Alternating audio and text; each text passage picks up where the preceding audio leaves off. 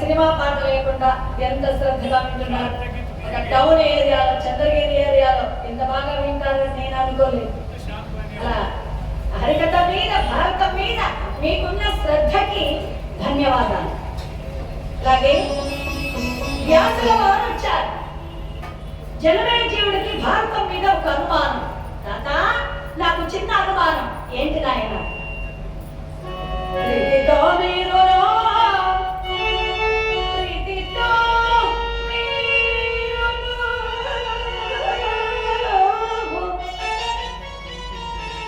భీష్మాది కురు వృద్ధులు నుండి వారి వారి భాగముల్ విభాగించి ఇచ్చిన ధృతి చెడి వారేమి కారణమున పంపు చేయరైరి పంపు చేయరైరి మహాభారత సంగ్రామమనరించిరి నవ్విధమెల్ల వివరింపుమా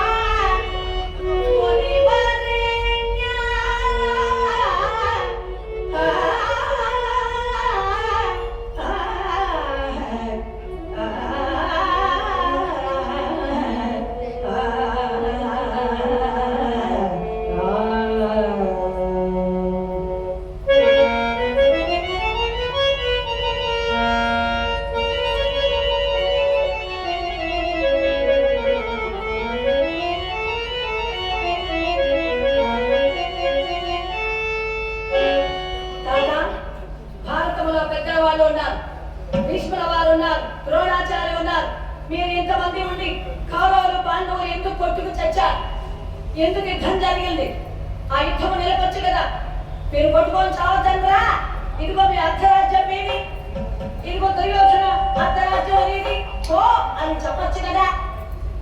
ఎందుకు యుద్ధం జరగాలి? ఎందుకు అంతమంది చావాలి? ఎందుకు మీరు చెప్పలేదు? నాయన నేను చెప్పిన వాళ్ళు వెళ్ళారు. ఇది మా ఇష్ట ప్రకారం జరిగింది కాదు. ఇది వేదముల సారాంశాన్ని బట్టి, వేదముల అర్థాన్ని బట్టి జరిగింది.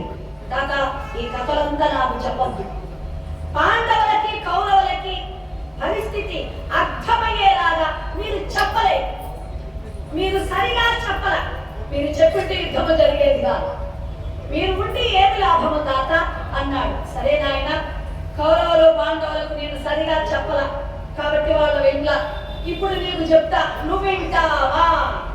నీకు ఇప్పుడు కొంతకాలంలో భవిష్యత్తులో నీకు భయంకరమైన ప్రమాదం ఉంది. నీకు చెప్తా, నువ్వు వింటావా? అదేమి తాత? ప్రమాదం అని చెబితే ఎందుకు వినను? చెప్పండి తాత అన్నాడు.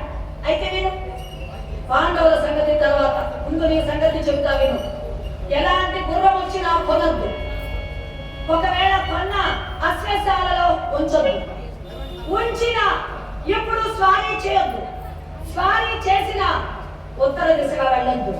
వెళ్ళినా ఏ అమ్మాయిని చూడొద్దు. చూసినా ఇంటికి తీసుకురావద్దు. తెచ్చిన పెళ్లి చేసుకోవద్దు. పెళ్లి చేసుకున్న అమ్మాయి మాట వినొద్దు. విన్నా యజ్ఞము చేయొద్దు. యజ్ఞము చేసిన వయసులో ఉండే బ్రాహ్మణ ఋత్వికులుగా ఉంచొద్దు. ముసలి వాళ్ళుగా ఉంటేనే యజ్ఞము చెయ్యి, లేదంటే చేయొద్దు. ఈ మాట విను. లేదంటే నీకు జీవితంలో ప్రమాదం. నీకు జీవితంలో ప్రమాదం. ఇది పాటించు. సరే తాత, ఇది ప్రమాదం అని చెబితే నేను ఎందుకు వినను? వింటా తాత అన్నాడు.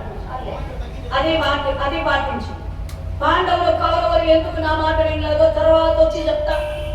ఇప్పుడు నువ్వు ఇది విను, తర్వాత వచ్చి మాట్లాడతా అన్నాడు. తాతగారు వెళ్ళిపోయారు. తాతగారు వెళ్ళిన కొద్ది రోజులకే పంచ కళ్యాణి గుర్రం కొనంతో వచ్చారు. ఏమన్నారు? కొనగలిగిన దమ్ము మీకుందా అన్నారు. కొనగలిగిన ధైర్యం మీకుందా అన్నాడు.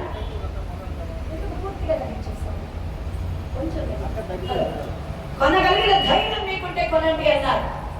తాతగారు ఏమో వద్దన్నారు. కొనగలిగిన దమ్ముందా అంటున్నారు.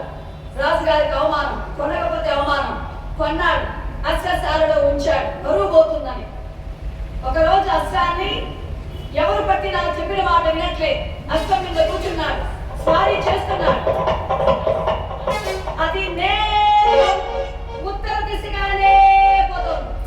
ఉత్తర దిశగానే వెళుతుంది. అక్కడ ఒక అమ్మాయిని చూశాడు. గుర్రం అక్కడ ఆగిపోయింది. తాతగారు ఏమో వద్దన్నారు. అమ్మాయి చూస్తే చాలా బాగుంది.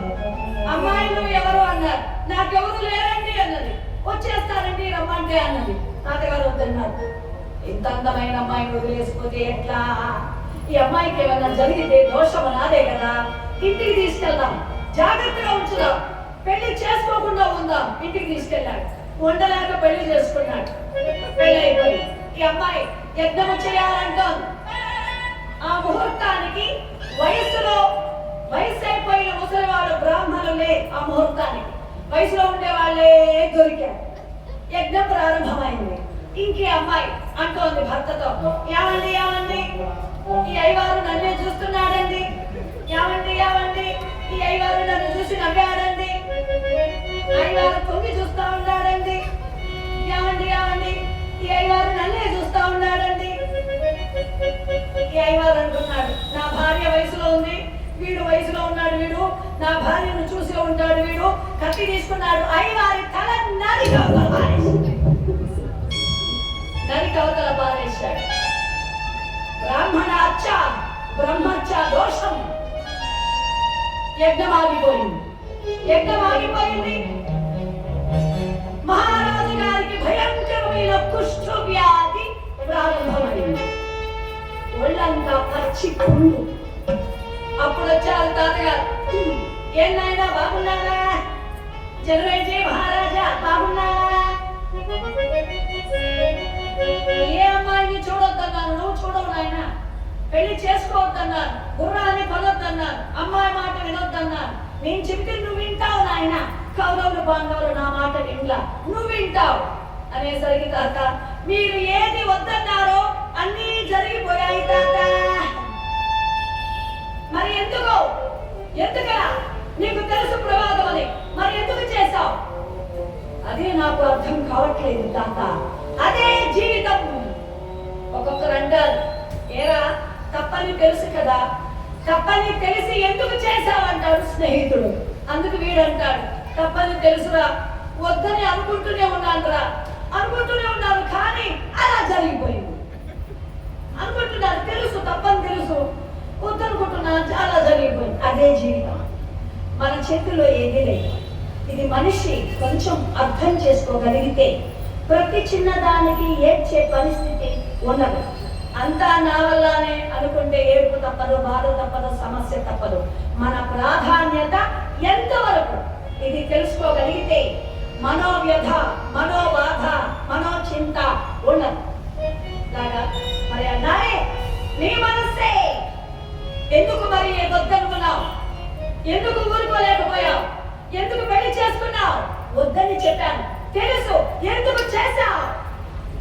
నీ మనసు నేను అదుపులో ఉంచుకోలేకపోయావు, నిన్ను నీవు అర్థం చేసుకోలేకపోయావు. అలాంటిది నువ్వంటే ఏమిటో నీకు తెలియలే. భారతం అంటే నీకేం అర్థమవుతుంది? భారతం అంటే పాండవులు కౌరవులు మీ తాతలు కాదు, కారణ జన్మలు. మీ తాతలే కాదు, కారణ జన్మలు కూడా. ఒక వేదాన్ని, ఒక ధర్మాన్ని ప్రజలకు అందించి, ప్రజలకు మోక్షం ఇచ్చి, భోగభాగ్యాలు ఇచ్చి, మానవాళిని, లోకాలను తరింపచేయాలని అవతరించిన వారు కౌరవులు, పాండవులు. అలాంటిది భారతం అంటే ఆషామాషి కాదు, చిన్న విషయమో కాదు. భారతాన్ని తప్పులు పట్టకూడదు, భారతాన్ని విమర్శించకూడదు, భారతాన్ని తక్కువ చెయ్యకూడదు. ఏ కథనైనా అనుమానిస్తే, నీకు అనుమానం ఉంటే అడగచ్చు, ఎందుకు ఇలా ప్రశ్న వేయొచ్చు, విమర్శించవచ్చు, అడిగి తెలుసుకోవచ్చు. భారతాన్ని మాత్రం విమర్శించరా, తక్కువ చేయరా, ఫలానా వాళ్ళు ఇది అని నిర్ణయించరా. ఎవరు ఏంటనేది భారతంలో మనము నిర్ణయించే అర్హత మనకు లేదు. వాళ్ళు పూర్తిగా మనకు అర్థం కాదు. కారణం, వినాయక స్వామి వారు 60 లక్షల శ్లోకాలు భారతం. ఈ 60 లక్షల శ్లోకాలు మనకు దొరకలేదు. 30 లక్షలు నారదుల వారు దేవలోకానికి తీసుకెళ్లారు. ఇది వేదం, ఇది అందరికి అవసరం. ఇది 30 లక్షలు దేవలోకం, 15 లక్షలు సుమంతుడు నాగలోకానికి తీసుకెళ్లాడు, 14 లక్షలు సుఖ మహర్షి యక్ష గంధర్వ లోకాలకు తీసుకెళ్లాడు. మిగిలింది ఒకే 1 లక్ష. ఈ 1 లక్ష మన భూలోకానికి దొరికింది. వైశంపాయన మహర్షి ద్వారా భూలోకానికి మిగిలింది 1,00,000 శ్లోకాలు మాత్రమే. కాబట్టి భారతంలో ఎలా అర్థమవుతుంది? 60 లక్షలు ఎక్కడ, 1,00,000 ఎక్కడ? భారతం వింటాం, అర్థం అయినట్లే ఉంటుంది, కానీ అర్థం కాదు. మీరు ఎన్నో భారతాలు విని విని విని ఉన్నారు, ఏమన్నా అర్థమైందా? నాకు కూడా అర్థం కాలేదు, నాకు కూడా అర్థం కాలేదు. మన స్నేహితులు, మన పోలీస్ ఆఫీసర్ గారు చెప్పారు 99లో నాకు అర్థం విన్నాను అని. 92లో 7th క్లాస్లో భారతాన్ని చెప్పడం ప్రారంభించా. అప్పుడే 7th క్లాస్, అప్పుడే భారతం చెప్పానంటే మా గురువు గారి ఆశీర్వాదం, మా తండ్రి గారి సహకారం, బాలకృష్ణ హార్మోనిస్ట్ గారు, ఆయన సహకారం వల్ల చెప్పగలిగాను చిన్న వయసులోనే.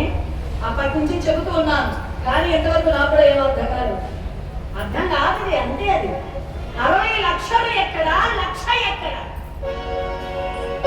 భారతం అర్థం కాలేదు అంటే అర్థం చేసుకునే శక్తి మనకు లేదని అర్థం. భారతం అర్థం కాలేదు అంటే వ్యర్థమని కాదు. మన మానవాళికి భూలోకంలో మానవుడికి కావలసిన ధర్మం ఎంతో అంత మనకిచ్చారు, మిగిలింది వాళ్ళు తీసుకెళ్లిపోయారు. భూలోకంలో మనిషికి ఎంత ధర్మం అవసరమో అంత మనకిచ్చి మిగిలింది వాళ్ళు తీసుకెళ్లారు. కాబట్టి భారతం విమర్శించడం, ఫలానా వాళ్ళు ఇలాంటి వాళ్ళు అనడం, ఒక సన్నివేశాన్ని మనకు అనుకూలంగా పోల్చుకొని చెప్పడం ఇది తగదు. భారతం ఎలా ఉందో అలాగే చెప్పి వదిలేయాలి. ఫలానా వాళ్ళు ఇది అని మనం అనడానికి లేదు, కుదరదు. ఇది భారతం, వేదం, కథగా చెబుతున్నాను. ఇది మంత్రం, లోపల ఇది మంత్రాలు, కథగా చెబుతున్నాను. ఏ పొరపాటుగా చెప్పినా దోషమే.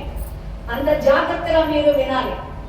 అప్పుడు ఇది భగవంతుడి ఆశీర్వాదంతో పాటు విన్న వాళ్ళకి అందరికీ మోక్షమే. జనమేజయ మహారాజా, అహంకారంతో ప్రశ్నించావు, పాండవులని తక్కువ చేశావు, భారతాన్ని తప్పులు పెట్టావు. భారతాన్ని భయముతో, శ్రద్ధతో, భక్తితో విను. నీ వ్యాధి నయమవుతుంది విను అన్నాడు. వైశంప ఆయన మహర్షి వచ్చాడు, భారతాన్ని చెప్పాడు, 18 అధ్యాయాలు చెప్పాడు, 18 పర్వాలు చెప్పాడు. జనమేజయుల వారు విన్నారు. కుష్ఠ వ్యాధి నయమైంది. తాతగారు వచ్చారు, ఏనాయన విన్నావా? విన్నాను తాత. వ్యాధి నయమైందా? అయింది తాత.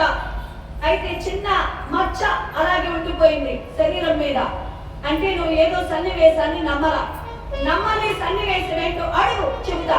తాత అంతా నమ్మాను. యుద్ధ భూమిలో భీమసేనుల వారు దుశ్శాసనుని చంపే సమయంలో ఏనుగుల గుంపు పట్టుకొని గిర గిర గిర గిర గిర తిప్పి గర్భమండలానికి సరివేశారు. అప్పుడు విసిరేసిన ఏనుగుల కళేబరాలు, అస్థి పంజరాలు ఇంకా కింద పడలేదు అన్నారు. ఎట్లా నమ్మేది తాత? వినేవాళ్ళు ఎంత అమాయకులైతే మాత్రం ఎట్లా నమ్మాలి? ఇదే కక్క కాళ్ళు ముందకు చెవులు లేవంటే ఇదే కదా. నమ్మలేదు తాత అన్నాడు. భీమసేనుల వారు దుశ్శాసనుడిని చంపే సమయంలో పరమశివుడు లీనమై ఉన్నాడు. పరమశివుడు లీనమై ఉన్న భీమయ్యకి ఏనుగుల గుంపు పట్టి విసరడం ఒక లెక్క.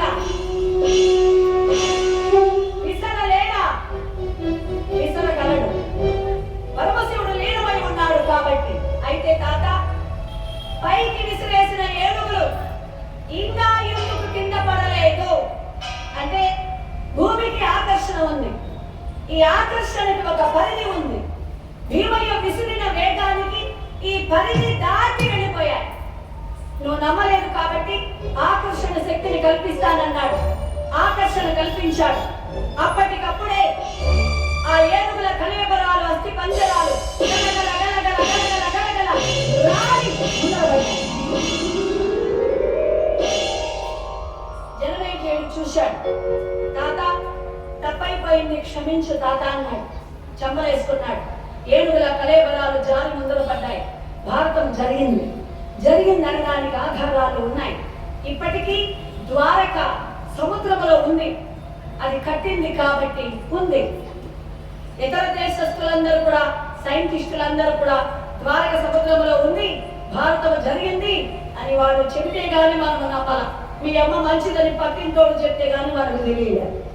అలా భారతం జరిగింది అనడానికి ఆధారాలు ఉన్నాయి. భారతం అంటే చిన్న విషయం కాదు. భారతం నిప్పు జ్యోతిగా నమస్కరిస్తే వెలుగునిస్తుంది, వెలుగులోనే జీవితము తరిస్తుంది. భారతాన్ని అనుమానిస్తే కాల్చేస్తుంది. అది భారతం, పరమేశ్వర స్వరూపం. శివాలయానికి వెళితే కనీసం విభూతి కూడా ఇంటికి తీసుకురాకూడదు. శివాలయానికి వెళ్ళామంటే కొబ్బరికాయ కూడా తీసుకోవాలంటే అక్కడ ఉన్నటువంటి పూజారి ఇస్తేనే తీసుకురావాలి ప్రసాదమైన. అక్కడ చండీశ్వర దక్షిణామూర్తి వాళ్ళకు చెప్పి తీసుకురావాలట. శివాలయానికి వెళితే ఇది కూడా పరమేశ్వర స్వరూపమే. మహాభారతం ఇక్కడికి వచ్చిన ₹1 వదిలేయాలి కానీ ₹1 తిన్నా ఇంతే సంగతులే. పరమశివుడి ధనం అరగదు, అది కష్టం. అలాగా పరమేశ్వరుడికి ఇచ్చేయాలి. వీలైనంత వరకు ఆయన ఆశీర్వాదం తీసుకోవాలి. తినాలి అనుకుంటే మాత్రం కుదరదు. భారతాన్ని నమ్మి శ్రమించి సేవ చేస్తే అంత ఫలితం. తప్పులు పట్టి అనుకుంటే ఇంతే సంగతులు. అది భారతం. అంత జాగ్రత్తగా మనము కూడా ప్రతిరోజు యజ్ఞానికి వస్తున్నామనుకొని రావాలి.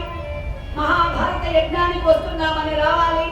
ఒట్టి ఒట్టి చేతులతో రాకూడదు, ఇది నియమం. అమ్మవారికి పువ్వులంటే ఇష్టం, పసుపు కుంకాలంటే ఇష్టం. అమ్మవారికి ఇన్ని పువ్వులైనా, అగ్నిగుండానికి పుల్లలైనా, ఇంత దక్షిణ లేదా కర్పూరమైన, అగరొత్తులైన, పసుపు కుంకుమైన ఏదో ఒకటి తీసుకొని రావాలి. ఒట్టి చేతులతో రాకూడదు, ఇది నియమం. అలా రావాలి, భారతాన్ని వినాలి.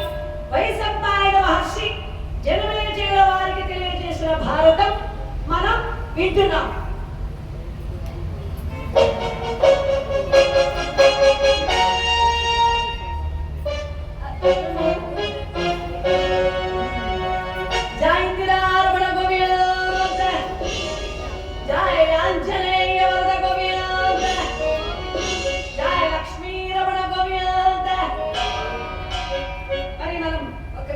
ఈరోజు వ్యాస జననం వరకు మనం కథ చెప్పుకుందాం. జనమేజయుల వారు ఏం విన్నారు, జనమేజయుల వారికి వైశంపాయన మహర్షి ఏం చెప్పారు అనేది మనం ఇప్పుడు చెప్పుకుంటున్నాం.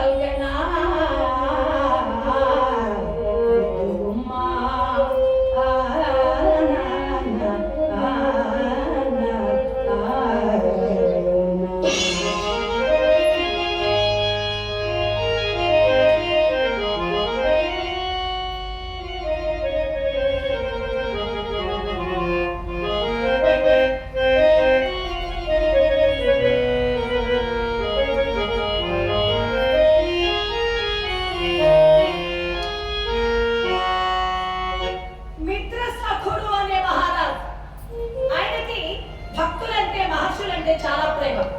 మహర్షులందరినీ పిలిపించాడు, మర్యాద చేశాడు. వశిష్ఠుల వారిని చూశారు. స్వామి, మీరు రేపు వస్తే మీకు ప్రత్యేకమైన మర్యాదలు అని అన్నాడు. విశ్వామిత్రుడు పక్కనే ఉన్నాడు. ఒళ్ళు మండిపోయింది. అంటే మేమంతా పనికిరానోళ్ళ, ఈయనొక్కడే దేవుడా, ఈయనొక్కడే గొప్పవాడా అని రాజుగారికి వశిష్ఠుల వారికి మధ్యలో ఉన్న అనుబంధాన్ని లేకుండా చేయాలని మన విశ్వామిత్రుల వారు వంట వాళ్ళతో మాట్లాడి భోజనములో, వశిష్ఠుల వారికి వడ్డించిన భోజనములో గోమాంసాన్ని వచ్చేలాగా ఏర్పాటు చేశాడు. భోజనంలో గోమాంసాన్ని చూశాడు వశిష్ఠుల వారు. మహారాజా, ప్రత్యేకమైన మర్యాద ఉన్నావు, ఇదేనా? కావున నీవు రాక్షసుడైపోదువుగాక శపించాడు. అందుకేనన్నాడు మహర్షి, ఈ భోజనంలో మాంసం ఎలా వచ్చిందో నాకు తెలియదు, అనవసరంగా నన్ను శపించావు, కాబట్టి మిమ్మల్ని నేను శపిస్తున్నా. మంత్ర జలాన్ని తీశాడు. కానీ ఆయన భార్య మదయంతి వద్దన్నది. స్వామి, బ్రాహ్మణోత్తముల మనం నిందించరా? బ్రాహ్మణోత్తముడు ఒక మాట అంటే మనం భరించాలి, మనము తిరిగి వాళ్ళను అనరాలి. కాబట్టి మీరు వద్దండి అన్నది భార్య. ఆ మంత్ర జలాన్ని ఎక్కడ వేయాలో తెలియక మహారాజు తన పాదాల మీద వేసుకున్నాడు. ఆ పాదాలు నల్లగా మారి మసైపోయాయి. అప్పటి నుంచి ఆయన పేరు కల్మాషాపాదుడు అని పేరు. ఆయన అన్నాడు, స్వామి, నేను రాక్షసుడైతే నా ప్రజలకు దిక్కెవరు? అనగా పగలంతా రాజుగా ఉండి రాజ్య పరిపాలన సాగించు, చీకటి పడితే రాక్షసుడవై చరించు, చీకటైతే రాక్షసుడవై చరించు. అనగా పగలంతా రాజుగా ఉండి రాజ్యమేరి చీకటి అయ్యేసరికి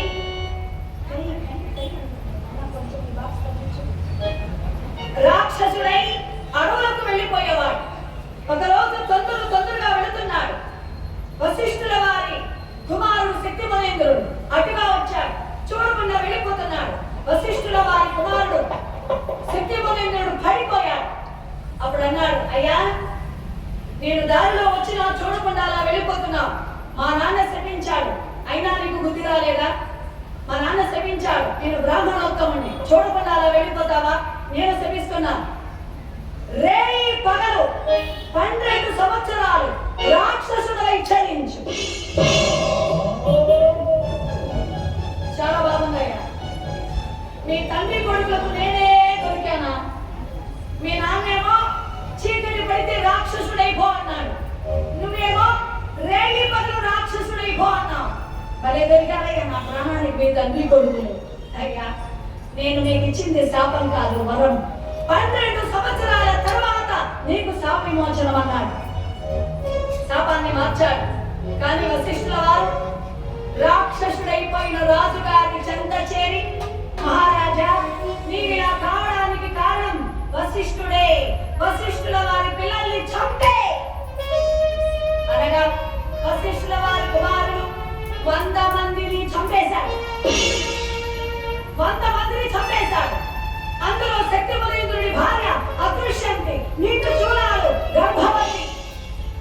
ఆవిడ ప్రసవిస్తే ఆవిడ బిడ్డను కంటే ప్రమాదం, ఈ రాక్షసుడు చంపేస్తాడు.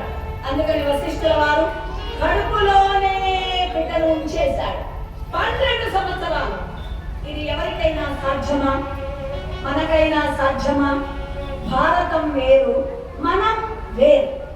ప్రతి మనిషి ఆలోచించే సమయంలో భారతం వేరు, మనం వేరు ఇలా ఆలోచిస్తే ఎవరు భారతాన్ని తక్కువ చేయరు.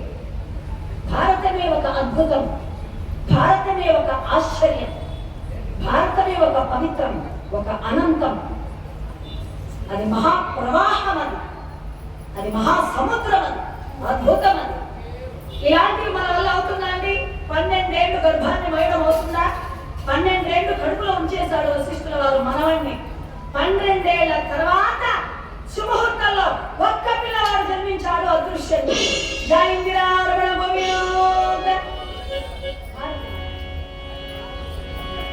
పవిత్రమైనటువంటి వాడు, కారణ జన్ముడు, వేదాంగ పారగతుడు, అన్ని తెలిసిన వాడు, పండితుడు, సంపన్నుడు, కారణ జన్ముడు, పరాశర మౌర్యుల వారు జన్మించాడు. అది ఎలా? పుడుతూనే పెరిగిపోయాడు, పుడుతూనే పెరిగిపోయాడు.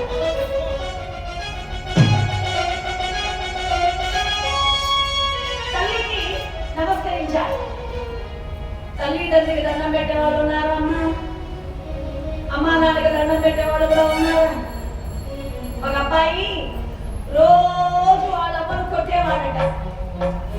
మందుకు డబ్బులు ఇమ్మని రోజు కొట్టేవాడు. 1వ తేదీ వచ్చిందంటే మాత్రం ఏమన్నాడు? ఎందుకులాగా ఆ 1వ తేదీ మాత్రం ఏమన్నాడు వాళ్ళ అమ్మని? పెంచే డబ్బులు వస్తాయని అంతే. 2వ రోజు కూడా ఏమన్నా? ఒక రోజు 2వ రోజు వచ్చి కాళ్ళ మీద పడ్డాడు.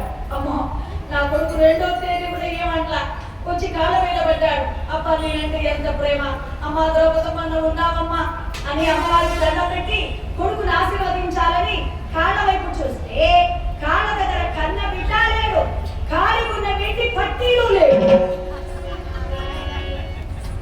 అంటే వాడు వంగిని దండం పెట్టడానికి ఆ వెండి పట్టీలు మందు కోసం. 2వ తేదీ అయిపోయి 1వ తేదీ అయిపోయింది కదా డబ్బులంతా. నా కాకుండా కనిపించే దైవాలు తల్లిదండ్రులు. తల్లిదండ్రికి నమస్కరించి తండ్రి లేకపోయినా తల్లికి నమస్కరించి అదృశ్యంతి కుమారుడు, శక్తి మలేంద్రుడి కుమారుడు. ఆ శక్తి మలేంద్రుడిని కూడా మహారాజు గారు రాక్షసుడై చంపేస్తాడు. ఈ అదృశ్యంతి మాత్రం మిగిలింది. ఆవిడ కొడుకే పరాశర మలేంద్రుల వారు, వేదాంగ పారంగతుడు. అలాంటి ఆయన ఒకరోజు యమునా నదికి బయలుదేరి వచ్చాడు. యమునా నదిలో ఒక అమ్మాయి నావ నడుపుతూ ఉంది. దాసరాజు గారి జాలరిలో వలలు వేస్తున్నారు, చేపలు పడుతున్నారు, పాటలు పాడుతున్నారు. పని పాట అన్నారండి, పని పాట. ఒక పనికి పాట తోడైతే శ్రమ తెలియదు. అందులో పాట అనేది సామవేదం, సంగీతం. ఒక రాగం, ఒక పాట, అది ఓంకారం. అందువల్ల మన పనికి ఆటంకాలు ఉండవు, అపజయాలు ఉండవు. ఆడుతూ పాడుతూ పని చేస్తే తొందరగా అయిపోతుంది, శ్రమే ఉండదు. అందుకు వీళ్ళు ఆటలతో పాటలతో చేపల వరకు పనులు చేస్తూ ఉన్నారు. సూర్యుని సూపుల్లో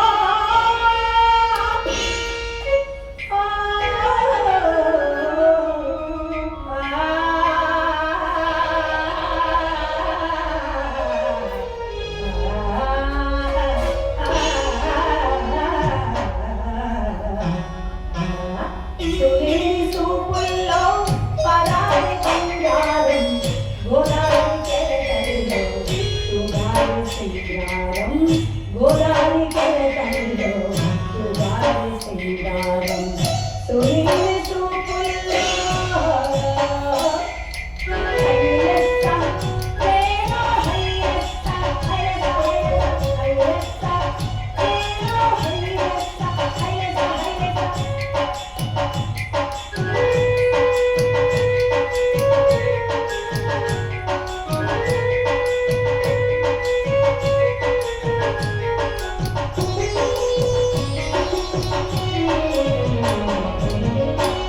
పచ్చని చేలు పచ్చని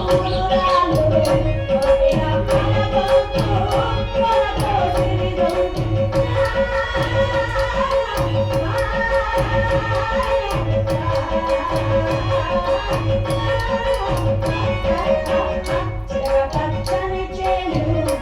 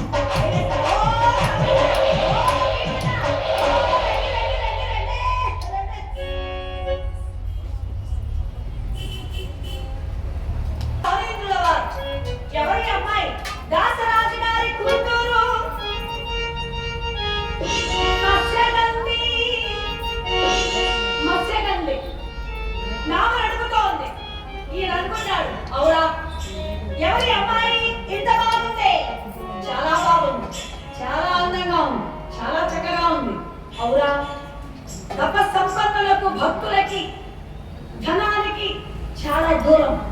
భక్తులు ఎప్పుడు, మహర్షులు ఎప్పుడు, సన్యాసులు ఎప్పుడు ధనానికి ఆడవాళ్ళకి దూరంగా ఉంటారు. ఇప్పుడు ధనం ఉండేది వాళ్ళ దగ్గర ఎక్కువ, ఆశ్రమాల్లోనే ధనం ఎక్కువ ఉంది. ఇంకా సంసార ఇళ్లలో కంటే సన్యాసుల ఇళ్లలోనే డబ్బు గట్టిగా ఉంది. అంటే మన ఏరియాలో కాదు నేను చెప్పింది, కొన్ని చోట్ల ఇలాగా ధనానికి లోకం తీరాలా ఉంది. ఇలా వాళ్ళ దగ్గర డబ్బులు ఎక్కువ ఉన్నాయి. ఇలా భిక్ష వేసేవాడి కంటే భిక్ష దగ్గర డబ్బులు దండిగా ఉన్నాయి. ఏం చేద్దాం? అలాగా రకరకాలు అనుకోండి, ప్రపంచం పలు విధాలు. ఈ సన్యాసులకి ధనానికి చాలా దూరం. అయితే నా మనసు ఎందుకు అమ్మాయి వైపు వెళుతోంది? దీనికి ఏమైనా కారణం ఉందా? భారతంలో కారణం లేకుండా ఏది జరగదు. నా మనసు అమ్మాయి పైకి వెళుతోంది, అమ్మాయి మీద ప్రేమ కలుగుతోంది. ఏంటి కారణం?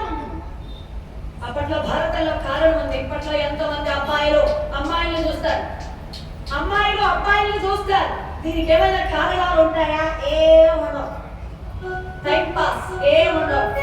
అప్పట్లో భారతంలో కారణం లేకుండా ఏది జరగదు. ఏంటి కారణం అనుకున్నారు? అదే సమయానికి నారాయణమూర్తి మహావిష్ణువు ఈ అమ్మాయి కడుపున వ్యాసుడుగా పుట్టాలి అని అనుకున్నారు. అందుకు ఈయనకి ప్రేమ కలిగింది. ఓహో, భగవంతుడు నారాయణమూర్తి ఇక్కడ జన్మించాలని అనుకున్నాడు. అందుకే అమ్మాయి మీద నాకు మనసు అయింది. సరే అనుకున్నాడు. అమ్మాయి అన్నాడు. మత్స్యగంధిని పిలిచాడు. ఓ మహారాజ దండాలు, మహారాజ దండాలు, దండాలు. ఏంటి మహారాజ? అమ్మాయి నీ పేరేంటి? ఓ మత్స్యగంధి, మత్స్యగంధి దొర. నీ ఊరే? అదిగదిగదిగదిగో ఆ గుడమే మాది, మా అయ్యా దాసరాజ్. మరి ఇక్కడ ఏం చేస్తున్నావు? ఓ దొర, ఆ గట్టులో ఉన్న వాళ్ళని ఈ గట్టులో ఉన్న వాళ్ళని ఆ గట్టుకి చేరుస్తూ ఉంటాడు దొర. అయితే నన్ను ఆ గట్టు చేరుస్తావా? ఓ అలాగే దొర, కుసులుకోండి కూర్చున్నాడు. అమ్మాయితో మాట్లాడుతున్నాడు. అమ్మాయి అందం ఎలా ఉంది? సహజ సౌందర్యం. అందం అంటే చీరంత 16 మూరల 12 మూరల గుడ్డని చుట్టేసి అందాన్ని అమృతత్వమై మనసును పరిపరి విధాలుగా పరవశింప చేసే అందాన్ని చూపించే భారతదేశంలోని గొప్పతనం ఆ చీర, ఆ రవిక. అది కదా అందం అంటే. ఇతర దేశాల్లో ఎన్ని రంగులు, ఎన్ని హంగులు బట్టలు వేసినా ఒక సహజమైన భారతదేశంలో పుట్టిన సాంప్రదాయమైన దుస్తులలో ఆ చీరలో వచ్చే అందం ఎక్కడైనా ఉంటుందా? అసలు అందం అంటే అదే కదా. అందం అంటే నాగేశ్వరరావు గారే చెప్పాలి. అప్పుడు చెప్పేశాడు, ఇప్పుడు లేడు. అప్పుడు చెప్పాడు కదా, తెలుగులా అలా ఉంది అమ్మాయి. తెల్లవారి వెలుగులా ఏరులా సెలయేరులా గలగలా గలగలా కదలి వచ్చింది కన్ను కసరా వచ్చి నిలిచింది కనుల ముందరా వెలుగులా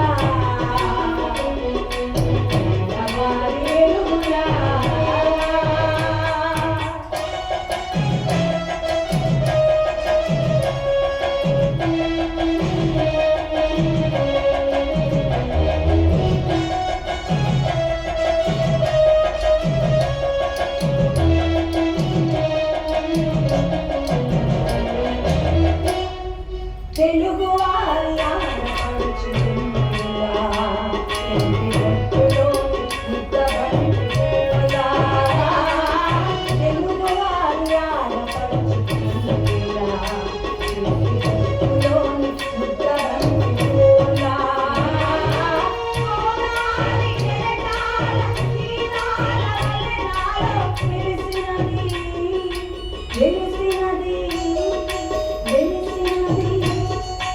చల్లగా చిరునల్లుగా అలగలా అలగలా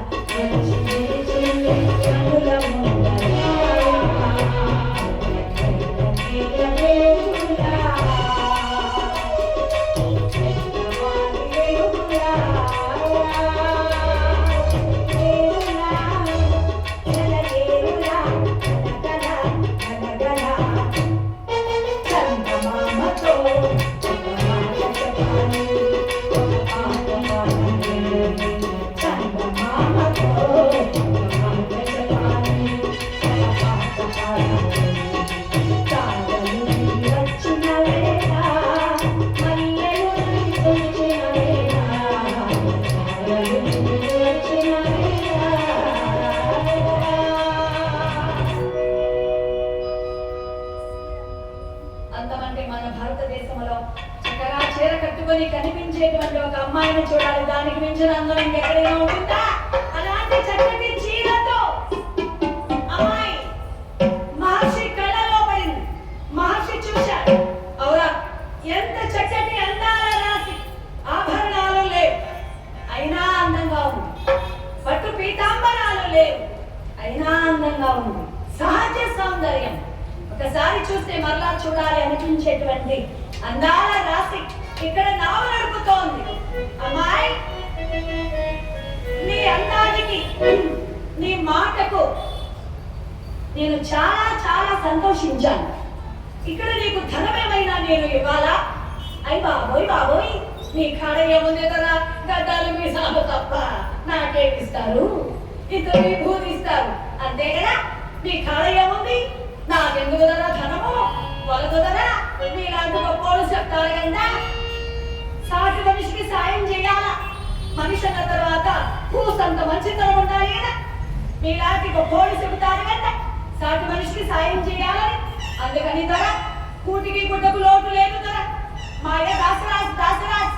కానీ తీరిక సమయంలో మనిషికి సాయం చేద్దామని ఇక్కడ నాడు నడుపుతున్నాను ధర.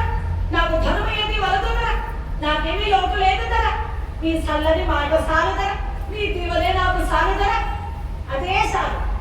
ఓ, నీ మంచి మనస్సు నాకు నచ్చింది. ఒక గొప్పవాడు బిడ్డగా పుట్టాలి అంటే ఆ తల్లి హృదయం పవిత్రమై ఉండాలి. పిల్లలు గొప్పవాళ్ళు పుట్టాలంటే తల్లి తండ్రికి కావలసింది మేధస్సు కాదు, మంచితనం. సింహం పాలను పట్టాలి అంటే పాత్ర బంగారై ఉండాలి.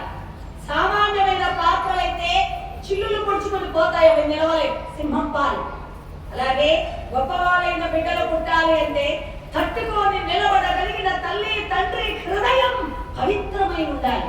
ఆ భగవంతుడు నీ కడుపున పుట్టాలి అనుకున్నాడు. నీ మనసు ఇంత గొప్పది కాబట్టి భగవంతుడు కోరుకున్నాడు. అమ్మాయి మత్స్యగంధి ఓదర చెప్పండి తర, ఇది పెడతా చెప్పడం కాదు, నువ్వు నాకు నచ్చావు, నీకు నేను ఒక బహుమతి ఇస్తా, ఒక చక్కని బహుమతి ఇస్తా. ఏమిస్తారు కదా, గంట లాంటి మగ బిడ్డని ఇస్తా, మీకో కొడుకునిస్తా. అయ్యో బాబోయ్, అందుకే మిమ్మల్ని సన్యాసులు అన్నారు. ఓదర కూరుకోండి, మళ్ళా నాకు ఇంకా మరువే కాదా, మరువు కాదు నాకు పిల్లలు ఎందుకు దొరా, మరువు కాదు వాళ్ళకు పిల్లలు ఇస్తాదరా, అందుకే మిమ్మల్ని సన్యాసులు అన్నారు. మీకేమీ చదవదాయే, పెళ్ళైన వాళ్ళకి పిల్లలు లేని వాళ్ళకి ఎవరైనా పిల్లలు ఇస్తారు, నాకు మరువే కాదా, నాకు పిల్లలు ఎందుకు దొరా. లేదు లేదు, నేను ప్రేమించాను, నీ మీద ప్రేమతో ఇస్తాను. అయ్యి బాబోయ్ బాబోయ్, నా మీద మీకు ప్రేమే కదా, పల్లె పరుసులు శాపకప్పు అంటోంది మత్స్యగంధి. పల్లెనేని పల్లెనేని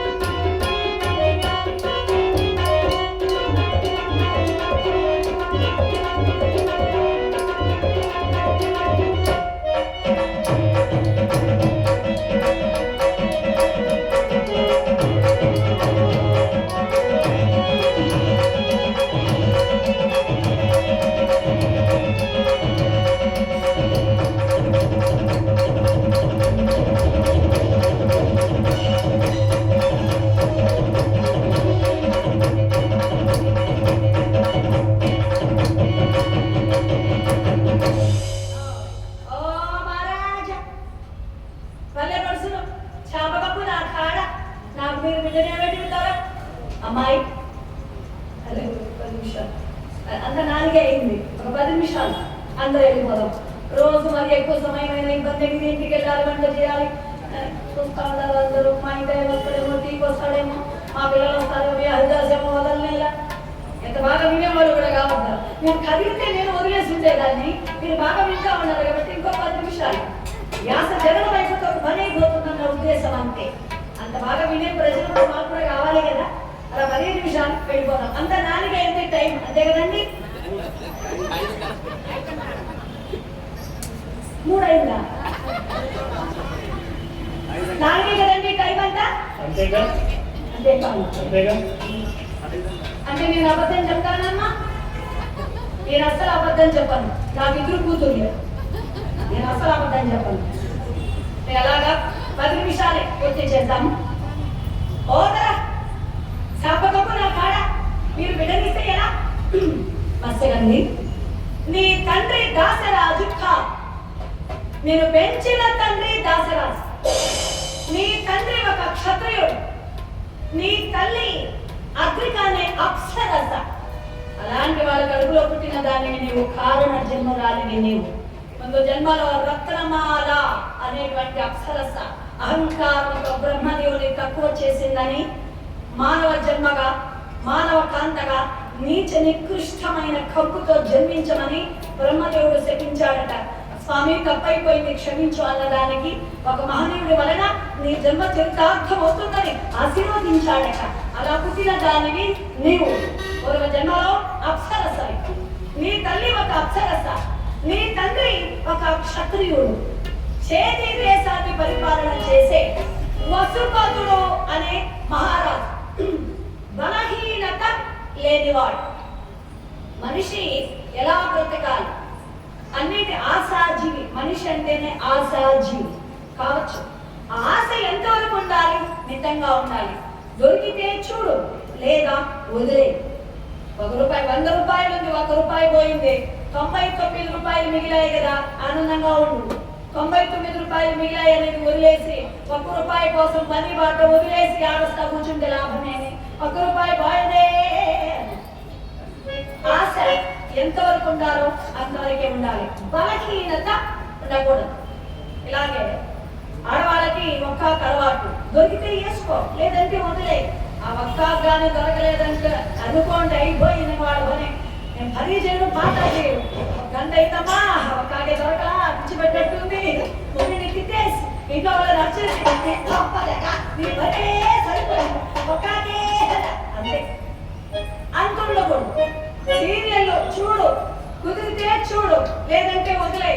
సీరియల్ టైంలో కరెంటు పోయిందంటే ఇంకంతే. కరెంట్ వాళ్ళని తిట్టేసి, ఇంట్లో వాళ్ళని తిట్టేసి, నా మొహానికి ఒక టీవీలా, ఒక కలర్ టీవీలా, ఒక సీరియల్ అంతుంది. దొరికితే చూడు, లేదా వదిలే. నిమిత్త మాత్రంగా తామరాకు మీద నీటి బిందువులాగా బ్రతకాలి మనిషి. ఇంకా దీని గురించి చెప్తారు ముందు ముందు, ఇంకా చెప్పుకుందాం. మనసు గురించి, జీవితం గురించి ఇంకా ముందు ముందు చెబుదాం. టైం అయింది కాబట్టి వ్యాస జగనం చెప్పేద్దాం. అలా ఈయన వసుపతుడు బలహీనత లే. ఇంద్రుడే మెచ్చుకున్నాడు. ఒక దివ్యమైన విమానం ఇచ్చాడు. ఇంద్రలోకానికి వెళ్ళేవాడు, భూలోకానికి వచ్చేవాడు. అలా ఆయన పేరు ఉపచర వసువు అనే పేరు వచ్చింది. అక్కడ కోలాహలం అనే పర్వతం, సుక్తుమతి అనే నదిని ప్రేమించి ఆ కోలాహలం అనే పర్వతరాజు నది మీద పడగా నదీ మాత కాపాడమని రాజ్యం మీద ప్రవహించింది. మహారాజు తన కాలితో, తన పాదముతో ఆ పర్వతాన్ని తన్ని అవతల పారేశాడు. అంత బలవంతుడు. కానీ ఆ నదీ పర్వత సమాగమనంలో 2 పిల్లలు కలిగారు. అబ్బాయిని సైన్యాధిపతిని చేశాడు. అమ్మాయిని గిరిక, అమ్మాయిని పెళ్లి చేసుకున్నాడు. అమ్మాయికి సంతానం తొందరగా కలగలేదు. అమ్మాయి సంతానవతి కావాలి అంటే బలం కావాలి. తల్లి బలంగా ఉంటే పుట్టబోయే పిల్లలు బలంగా ఉంటారు. తల్లే గాలి వస్తే పడిపోయేలాగుంటే ఇంకా పిల్లలు అలా ఉంటారు. ఈ కాలంలో పుస్తకాలు చదివి పుస్తకాలు తిని ఇంతే ఉంటారు. ఉంటారు పిల్లలంతా. ఏం చదువుకున్నావు? డిగ్రీ. ఇంతే ఉంటారు. నాకంటే సన్నగా ఉంటారు. ఉద్యోగం, వాళ్ళకి పిల్లలు పుట్టినట్లు ఉంటారు. సన్నగా ఉండాలని ఆలోచిస్తున్నారు, కానీ బలం అనేది కూడా కావాలని కూడా ఆలోచించాలి. జనరల్ నాలెడ్జ్ అవసరమే, బలం, శారీరక దృఢత్వం అది కూడా అవసరమే. రెండు అవసరమే. ఒక మహారాణిగా అర్హత, తెలివితేటలు అవసరమే. సంతానవతి కావడానికి తగిన బలం అవసరమే. ఈ అమ్మాయికి సంతానం కావాలంటే అడవిలోకి వెళ్ళి మృగమాంసం తెచ్చి పెట్టండి అన్నారు ఆస్థాన జ్యోతిష్కులు. అందుకని మహారాజు గారు వేటకై అడవికై బయలుదేరారు. అడవిలో వేటాడుతున్నారు. వేటాడి అలసి సొలసి అలాగే ప్రశాంతమైన ఒక చెట్టు కింద కూర్చున్నాడు. దీనికి తన భార్య, ఏ ఆడదాన్ని చూసిన వాడు కాదు, ఏ బలహీనత లేనివాడు. తన భార్య మీద ప్రేమ. భార్య మీద ప్రేమ ఉండడం తప్పు కాదు కదా. పగటి కలలు కంటున్నాడు. కిరిక వచ్చినట్లుగా, ఆడినట్లుగా ఈయన కలగన్నాడు. ఎవరు? మన వసుపతుడనే మహారాజు. ఏ హరివిల్లు విరబూసినా నీ చిరునవ్వు అనుకుంటినే, ఏ చిరుగాలి కలలాడినా నీ సిరిమూవ శృతి వింటినే, నీ ప్రతిరాకలో ఎన్ని శశిరేఖలో, నీ ప్రతిరాకలో ఎన్ని శశిరేఖలో నేను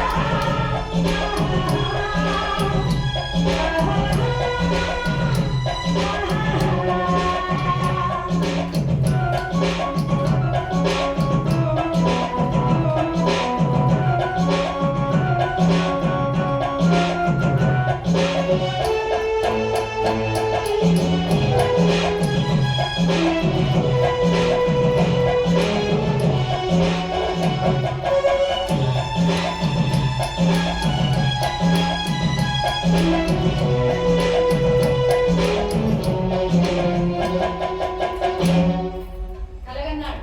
వీర్యస్ఖలితమై పోనివ్వకూడదని ఒక ఆకుగన్నెలో వేశాడు. ఆకుగన్నెను ఒక డేగ చేతికి ఇచ్చాడు. అంతఃపురములో ఉన్న గిరికపు చేర్చమన్నాడు.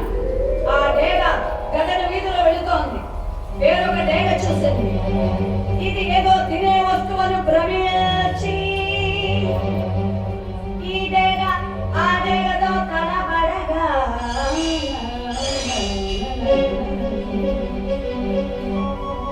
రెండింటి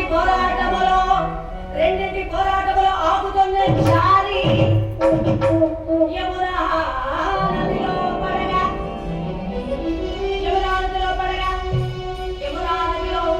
అద్రిక అనే అప్సరస బ్రహ్మలోకం సయాటలాడే చేపలను చూసి ఆలస్యముగా సత్యలోకానికి వెళ్ళగా కాలాన్ని గౌరవించాలి.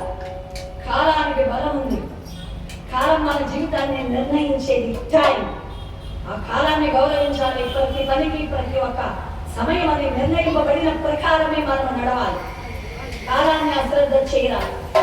అలాగా ఇక్కడ సమయం మించిపోయిన తర్వాత ఆలస్యంగా బ్రహ్మలోకానికి వెళ్ళినందుకు బ్రహ్మదేవుడు కోపగించి సమయాన్ని గౌరవించలే. కాబట్టి నువ్వు చేపలై పడి ఉందువుగాక, ప్రార్థన చేయగా నీ కడుపులో 2 పిల్లలు పుట్టిన తర్వాత శాప విమోచనం అన్నాడు. అందుకని అద్రిక చేపల యమునా నదిలో పడింది. ఈ ఆగుతున్న జారి యమునా నదిలో పడగా ఈ చేప చల్లగాలికి పిల్లగాలికి నీళ్ళ పైకొచ్చి నోరు తెరిచి తిరుగుతోంది. ఈ ఆగుతున్న జారి చేప నోట్లో పడింది. చేప మింగేసింది. అందులో రాజుగారి వీర్యం ఉంది. చేప గర్భము ధరించింది. గర్భవతైంది. గడుపులో పిల్లలు పెరిగారు. చేపలకి ప్రసవించే అవకాశం లేదు. పిల్లలు పెరిగిపోయారు. నీళ్లపై తేలిపోయింది. దాసరాజు గారి జాలరులు వలన వేసి చేపలు పెట్టారు. ఈ చేపలు తీసి దాసరాజు గారికి ఇవ్వగా దాసరాజు గారు చేపలు ఖండించి చూడగా అందులో ఒక అమ్మాయి ఒక అబ్బాయి 2 పిల్లలు ఉన్నారు. వారిని బయట తీయగా అప్సరస శాప విమోచనమై మహారాజా ఈ పిల్లల్ని మీరే పెంచుకోండి, నేను వెళుతున్నానని చెప్పి వెళ్ళిపోయింది. దాసరాజు గారు పెంచారు. అది నీ జన్మ రహస్యం. అయితే నా తోడు పుట్టిన వాడు ఏమయ్యా? మత్స్య దేశానికి సంబంధించిన మహారాజు గారు దత్తత తీసుకెళ్లాడు. అక్కడ పెరుగుతున్నాడు అబ్బాయి. అబ్బాయి వంశీయులలోని వాడే విరాట్ రాజ్. ఈ అమ్మాయి వంశీయులలోని వాడే ధర్మరాజ్. కాబట్టి ఉత్తరకి అభిమన్యునికి వరుస అయింది. అక్కడ పెరుగుతున్నాడు. మత్స్య దేశానికి సంబంధించిన మహారాజు గారు తీసుకెళ్లారు. నువ్వు చేప కడుపులో పుట్టావు కాబట్టి నీ శరీరానికి దుర్గంధం, నీ దుర్గంధం పోయేలాగా నేను ఆశీర్వదిస్తున్నాను అంటూ ఆశీర్వదించి సత్యవతితో కలిసిన సందర్భంలో శుభముహూర్తంలో ఒక పిల్లవాడు జన్మించాడు.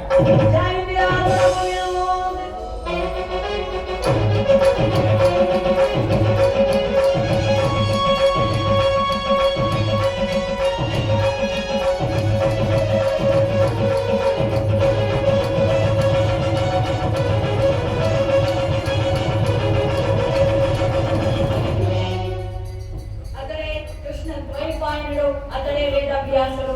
దీని వివరణ రేపటి కథలో చెప్తాను. వివరంగా ఆవిడ ఆశీర్వదించగా, వ్యాసుల వారి ఆశీర్వదించగా ఆవిడ పవిత్రతగా మారి సత్యవతిగా పేరుగాంచి ఆవిడ వివరణ ఏంటనేది రేపటి కథలో చెప్తాను. ఈ రోజు కథ వ్యాస చరణం పూర్తయింది.